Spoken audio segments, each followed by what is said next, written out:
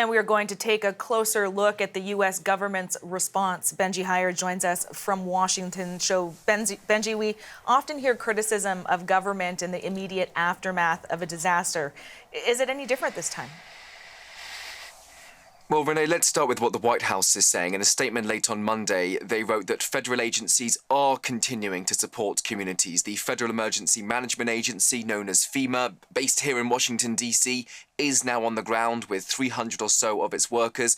And their role isn't to be first on the scene, but to assist local responders. And that's the priority for them, helping provide the bare essentials, meals, water, blankets, that, just days ago, locals would have took for granted. In the coming days, the federal government says that it will be establishing recovery centres where survivors can speak to specialists, get access to other federal resources, and then down the line there'll be those assessments over funding to rehouse or relocate.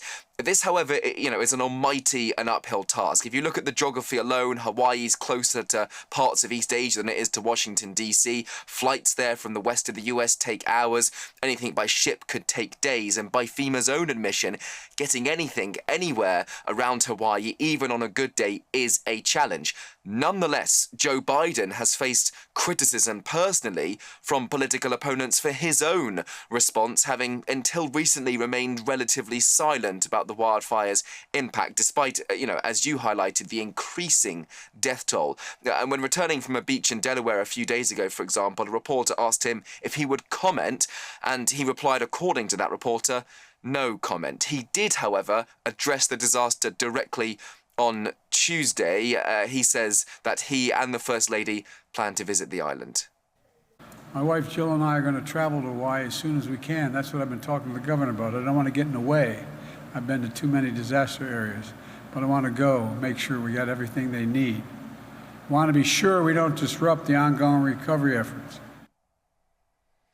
That pledge, though, is not enough for some. Former President Donald Trump, who is running, of course, for the White House again, has been back in the news for other reasons, slamming his potential rival, calling Biden's response horrible and unacceptable. The White House insists that Joe Biden remains deeply concerned about the situation. Now, Benji, the federal disaster response includes help identifying the victims. Officials in Hawaii warn that is going to take some time. What do we know about what is happening there? That's right.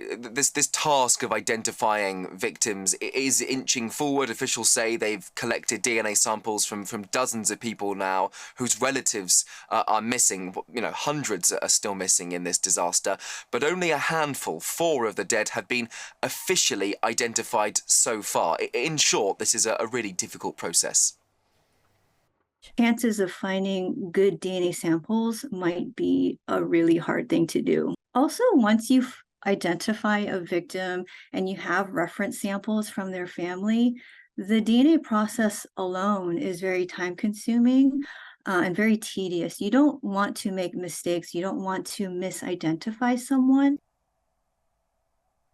And this is the devastating reality. The island's police chief says many of the bodies are so badly charred and burnt that they're simply unrecognizable. It means that confirmation for those grieving families could take a while longer.